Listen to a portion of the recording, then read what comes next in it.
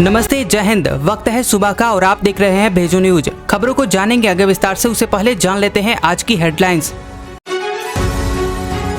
धारा 370 पर supreme court में सुनवाई शुरू। केंद्र ने नए एफिडेविट में कहा था आतंकवाद खत्म करने का एक ही रास्ता था, आर्टिकल 370 हटाना। रक्षाबंधन पर मुस्लिम महिलाओं से मिले एनडीए सांसद। पीएम मोदी ने मीटिंग में दिए निर्देश, समाज के हर तबके से जुड़ने पर जोर दिया। तेलंगाना के सीएम बोले बीआरएस इंडिया या एनडीए के साथ नहीं, कांग्रेस ने 50 साल में कोई बदलाव नहीं किया, कहा हमारे और भी दोस्त हैं।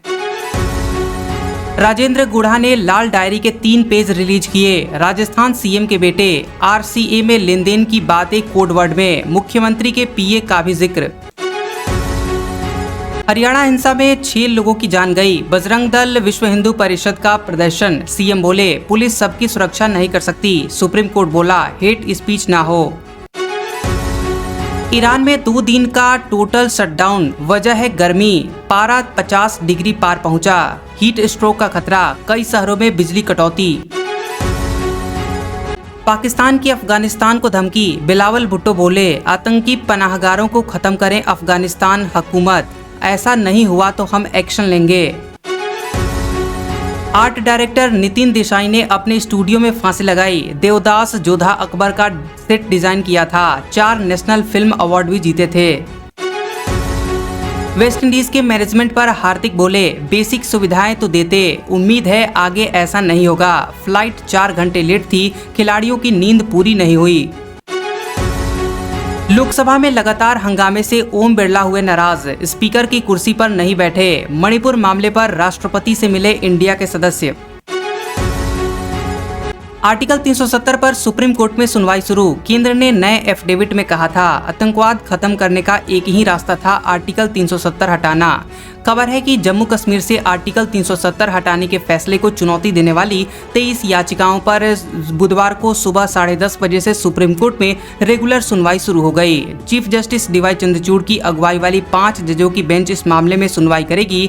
इनमें justice S K Kaul, justice Sanjiv Khanna, justice BR Gavai और जस्टिस सूर्यकांत शामिल हैं। आर्टिकल 370 पर सुप्रीम कोर्ट में 3 साल बाद सुनवाई हो रही है। इससे पहले 2020 में 5 जजों की संवैधानिक बेंच ने इस मामले में सुनवाई की थी। तब अदालत ने कहा था कि हम मामला बड़ी संवैधानिक बेंच को ट्रांसफर कर रहे हैं। 11 जुलाई को इस मामले को लेकर चीफ जस्टिस डीवाई चंद्रचूड़ की अगुवाई वाली बेंच ने अलग अलग पार्टियों के लिए लिखित याचिका दाखिल करने के लिए 27 जुलाई की डेडलाइन तय की थी। बेंच ने कहा था कि हम इन याचिकाओं पर सोमवार और शुक्रवार को छोड़कर हर दिन सुनवाई करेंगे। आपको बता दें कि इस मामले को लेकर आखिरी सुनवाई 11 जुलाई को हुई थी। इससे पहले एक दिन पहले 10 जुलाई को केंद्र ने इस मामले में नया एफिडेविट दाखिल किया था। केंद्र ने उस एफिडेविट में कहा था कि जम्मू कश्मीर 3 दशकों तक आतंकवाद झेलता रहा, इसे खत्म करने का बस एक ही रास्ता था, आर्टिकल 370 को हटाना। रक्षाबंधन पर मुस्लिम महिलाओं से मिले एनडीए के सांसद। पीएम मोदी ने मीटिंग में दिए निर्देश, समाज के हर तबके से जुड़ने पर दिया जोर। खबर है कि प्रधानमंत्री नरेंद्र मोदी ने एनडीए सांसदों को रक्षाबंधन के दौरान मुस्लिम महिलाओं से मिलने के लिए कहा है। पीएम ने सांसदों से कहा है कि रक्षाबंधन के दौरान कार्यक्रम आयोजित करें और मुस्लिम महिलाओं तक पहुँच बढ़ाएं। न्यूज एजेंसी पीटीआई ने सूत्रों के हवाले से बताया है कि पीएम मोदी ने पश्चिम बंगाल, ओडिशा और झारखंड के एनडीए के सांसदों के साथ हुई मीटिंग में ये बातें कही है। मीटिंग में मौजूद कुछ सांसदों ने बताया कि पीएम मोदी ने समाज के हर तबके से जुड़ने पर जोर दिया है। पीएम मोदी ने मीटिंग में ट्रिपल तलाक बैन करने के फैसले पर भी बात की। उन्होंने कहा कि इस फैसले से मुस्लिम महिलाओं को काफी राहत मिली है। संसद ने 2019 में ट्रिपल तलाक को बैन करने के लिए बिल पास किया था। इसके बाद 3 तलाक देना अपराध बन गया, जिसके लिए पति को जेल भी हो सकती है। बता दें कि पिछले मन की बात कार्यक्रम में भी पीएम मोदी ने मुस्लिम महिलाओं के बारे में बात की थी। उस समय उन्होंने कहा था कि सरकार ने हज पॉलिसी में बदलाव करने के बाद हज जाने वाले लोगों की संख्या बढ़ाई है। इस साल 4000 मुस्लिम महिलाओं ने बिना महरम यानी पति या पुरुष रिश्तेदार के हज किया है। तेलंगाना के सीएम बोले बीआरएस इंडिया या एनडीए के साथ नहीं, कांग्रेस ने 50 साल में कोई बदलाव नहीं किया, कहा हमारे और भी दोस्त हैं। लोकसभा चुनाव 2024 के लिए पूरा विपक्ष एकजुट हो चुका है। वहीं बीजेपी भी पार्टी को मजबूत करने की तैयारियों में जुटी हुई है और इन सब के बीच भारत राष्ट्र समिति यानी बीआरएस चीफ और तेलंगाना के सीएम के चंद्रशेखर राव ने कोल्हापुर में मीडिया से कहा कि उनकी पार्टी विपक्षी गठबंधन इंडिया और बीजेपी एनडीए के साथ नहीं है। राव बोले कि ऐसा नहीं है कि हम अकेले हैं, हमारे भी कई दोस्त हैं। उन्होंने कहा कि ये इंडिया क्या है, कांग्रेस 50 साल तक सत्ता में थी लेकिन उसने कोई बदलाव नहीं किया। हालांकि तेलंगाना सीएम इस साल अरविंद केजरीवाल और पिछले साल अखिलेश यादव से मिले थे लेकिन किसी से गठबंधन नहीं किया। आपको बता दें कि राव ने कहा कि बीआरएस महाराष्ट्र में कई पार्टियों से जुड़ने की कोशिश में है, वहां दलितों के साथ गलत हो रहा है। वे अभी भी मुश्किलों का सामना कर रहे हैं। यहां तक कि अमेरिका ने भी बराक ओबामा को राष्ट्रपति बनाकर जातिवाद को जड़ से खत्म कर दिया।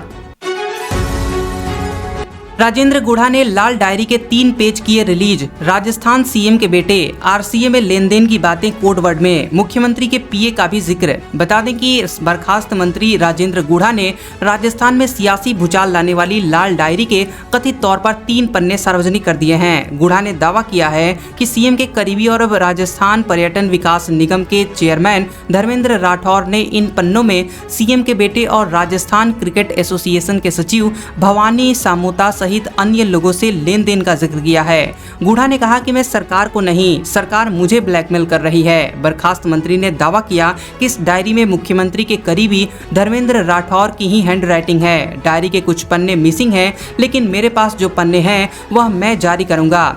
डायरी में राजस्थान क्रिकेट एसोसिएशन आरसीए के लेन देन की बातें कोड वर्ड में हैं और वैभव गहलोत सहित मुख्यमंत्री के सचिव को लेकर भी इसमें बातें लिखी गई हैं। बता दें कि भवानी समोता पूर्व आरएएस और वर्तमान में आरसीए के सचिव हैं। दावा किया जाता है कि वे विधानसभा अध्यक्ष डॉक्टर सीपी जोशी की करीबी हैं। हरियाणा हिंसा में 6 लोगों की जान गई। बजरंग दल विश्व हिंदू परिषद का प्रदर्शन। सीएम बोले पुलिस सबकी सुरक्षा नहीं कर सकती। सुप्रीम कोर्ट बोला हेट स्पीच ना हो। आपको बता दें कि हरियाणा के नूह मेवात में विश्व हिंदू परिषद की ब्रज मंडल यात्रा के दौरान हुई हिंसा में अब तक 6 लोगों की जान जा चुकी है। इसमें 2 होमगार्ड, नूह के भदस गांव का शक्ति, पानीपत का अभिषेक, गुरुग्राम के इमाम और एक अज्ञात शख्स शामिल है। नूह में सोमवार को भड़की हिंसा के 2 दिन बाद भी कर्फ्यू जारी है। गुरुग्राम पलवल जिले में तनाव है। गुरुग्राम पुलिस ने कहा कि छोटे छोटे ग्रुप हिंसा फैलाने का काम कर रहे हैं। नूह की हिंसा के विरोध में बजरंग दल और विश्व हिंदू परिषद ने दिल्ली एनसीआर के 23 इलाकों में रैलियां करने का ऐलान किया। कई इलाकों में प्रदर्शन जारी है। रैलियों को रोकने के लिए सुप्रीम कोर्ट में याचिका दायर की गई है। अदालत ने सुनवाई करते हुए अधिकारियों को आदेश दिया है कि रैलियों के दौरान हेट स्पीच और हिंसा न होने दें। संवेदनशील इलाकों में सीसीटीवी कैमरे लगवाएं और उनके फुटेज को सुरक्षित रखें। जरूरत पड़ने पर अतिरिक्त पुलिस बल या पैरामिलिट्री फोर्स की तैनाती करें। तो इधर हरियाणा के मुख्यमंत्री मनोहर लाल खट्टर ने इस पर कहा है कि जिन लोगों ने नुकसान किया है उन्हीं से ही इसकी भरपाई करवाई जाएगी। हर व्यक्ति की सुरक्षा न पुलिस, न आर्मी और न ही समाज कर सकता है। सुरक्षा के लिए वातावरण बनाना पड़ता है। इसके लिए पीस कमेटी, एडमिनिस्ट्रेशन के लोग लगे हुए हैं। पुलिस ने फ्लैग मार्च भी किया है। दंगाइयों में भय बनाना पड़ता है। तो कैसा लगा ये वीडियो हमें कमेंट करके जरूर बताएं और ऐसी ही खबरों को रोजाना अपने मोबाइल पर देखने के लिए हमारे चैनल को सब्सक्राइब करें और नोटिफिकेशन बेल को भी ऑन करें। तो मिलते हैं अगले वीडियो में। इस वीडियो को पूरा देखने के लिए आप सभी का धन्यवाद।